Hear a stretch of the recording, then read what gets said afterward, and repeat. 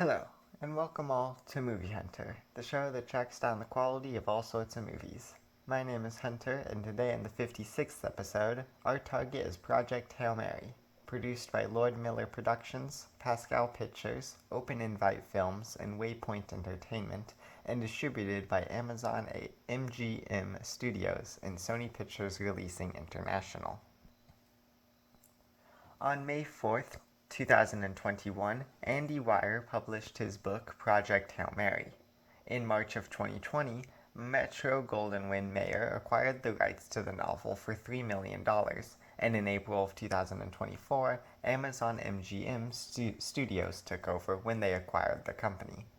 In May of 2020, Phil Lord and Christopher Miller were hired to direct and produce.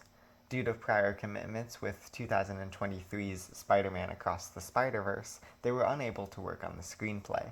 So they instead hired Drew Goddard, who wrote the screenplay for 2015's The Martian, another novel-turned-film by Andy Weir.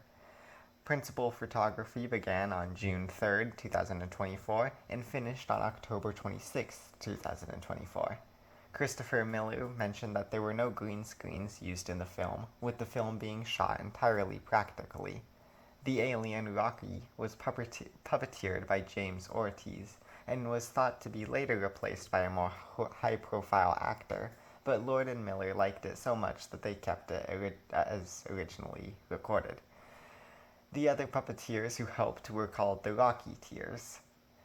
The initial test screening of the film was 3 hours and 45 minutes long, but had to be cut back.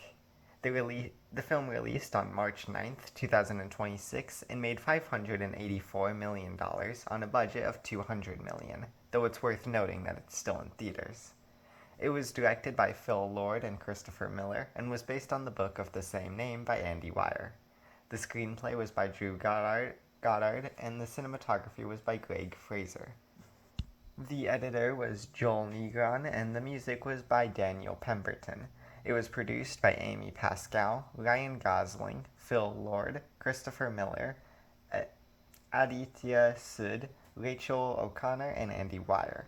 The cast includes Ryan Gosling, James Ortiz, Sandra Holler, Lionel Boyce, Ken Leung, Mila Vanderturb, Priya Kensera, Maya Chi Kirby, Liz Kingman, Maya Soturu, and Orion Lee, with cameos from Meryl Streep and Ray Porter, with Porter being the one to narrate the audiobook for Project Hail Mary.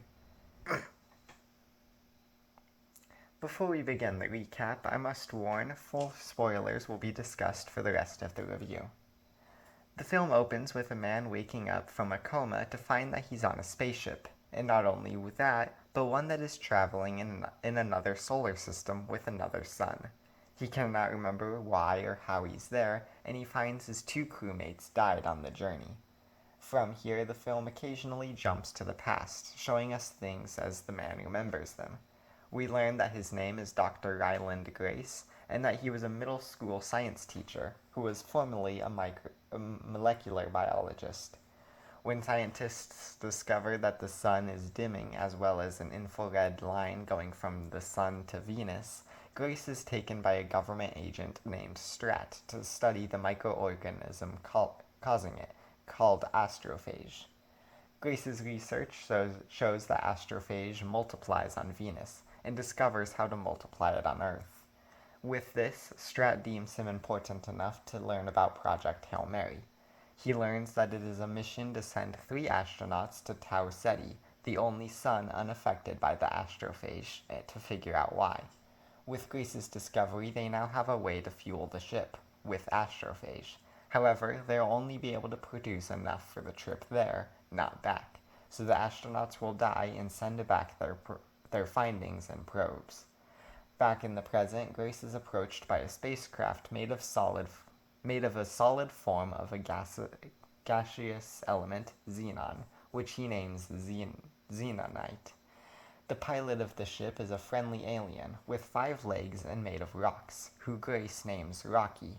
The two begin learning about each other, such as Rocky being unable to see, but instead using echolocation, and the two start to learn each other's languages, with Grace creating a translator.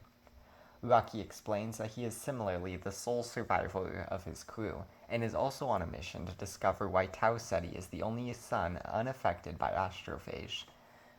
Rocky and Grace team up, with Rocky boarding the Hail Mary, using a ball made of xenonite to be able to breathe.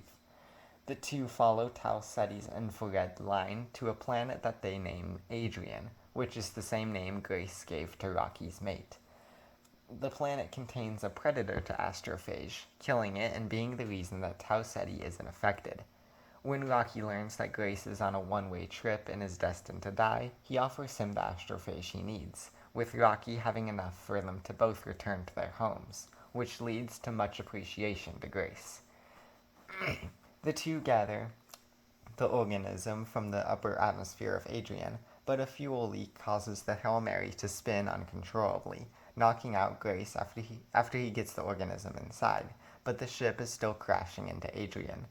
Rocky breaks out of his suit, steering the ship back on course and dragging Grace to his medical system, and barely making it back into his suit, but passes out. Grace awakes to Rocky remaining unconscious, and being unsure if he's alive or not. With nothing else to do, Grace learns how to multiply the Tau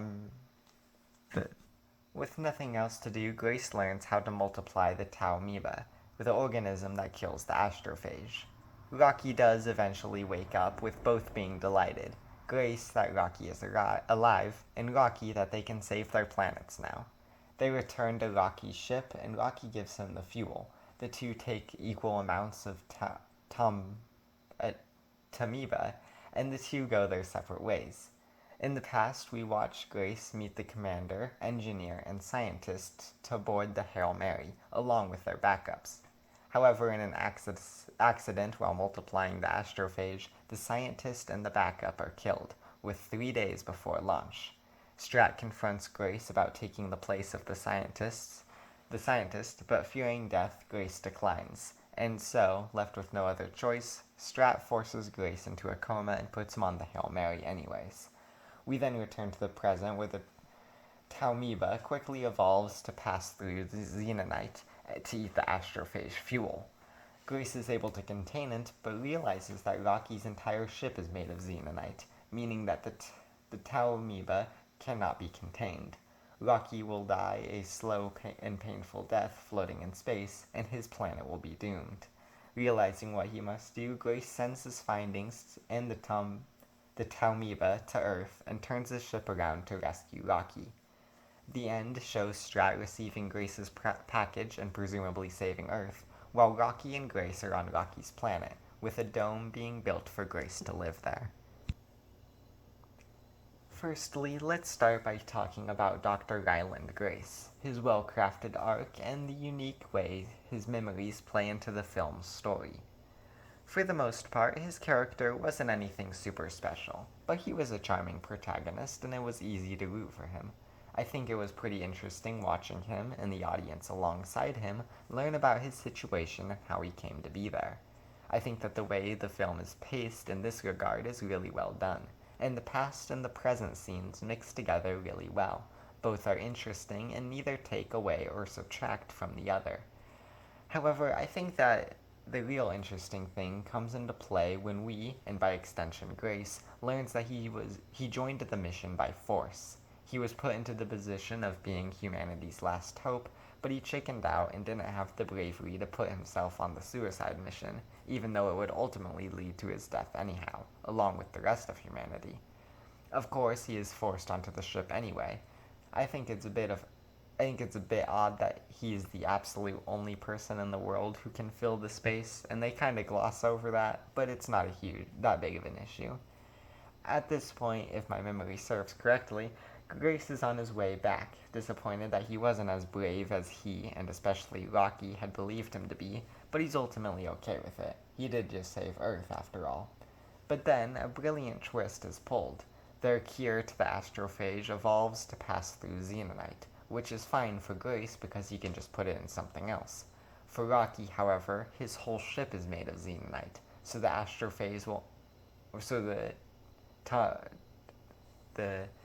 the thing that kills the astrophage will undoubtedly kill him slowly.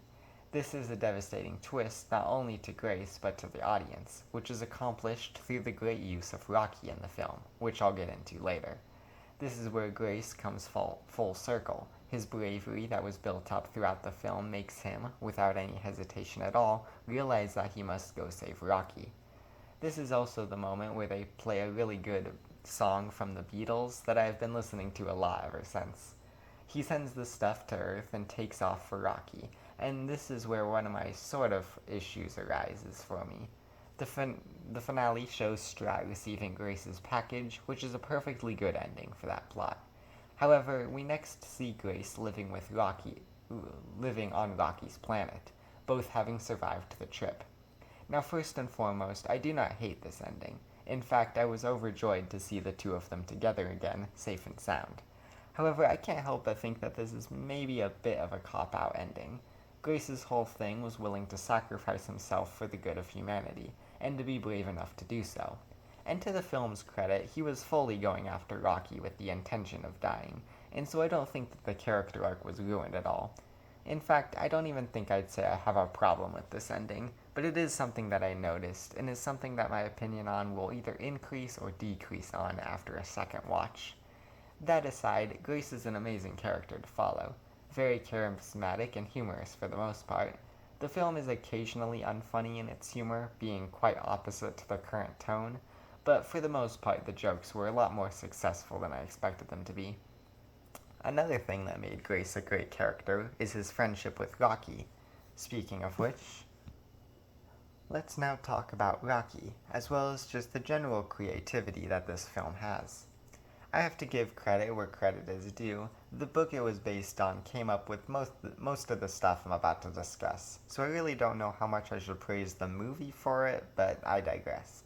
The movie did make the decision to keep it after all, so I'll say it's fine. Anyhow, Rocky is just amazing.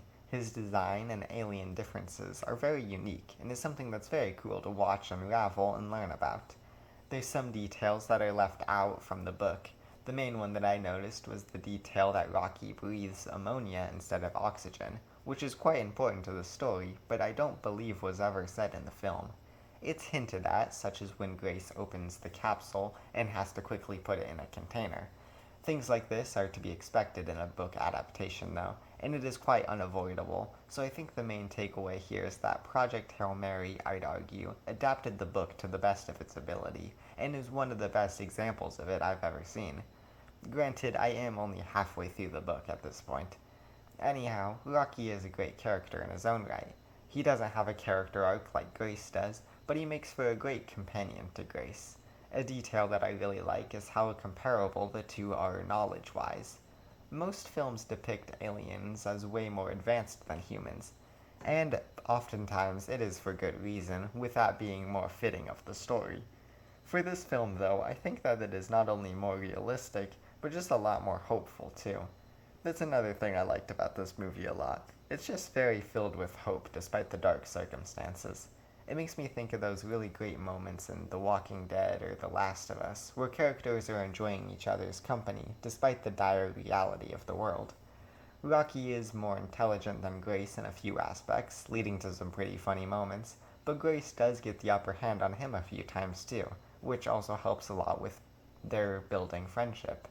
Honestly, I'd argue that their friendship is really the heart and soul of the film, with you really coming to care for both of them equally.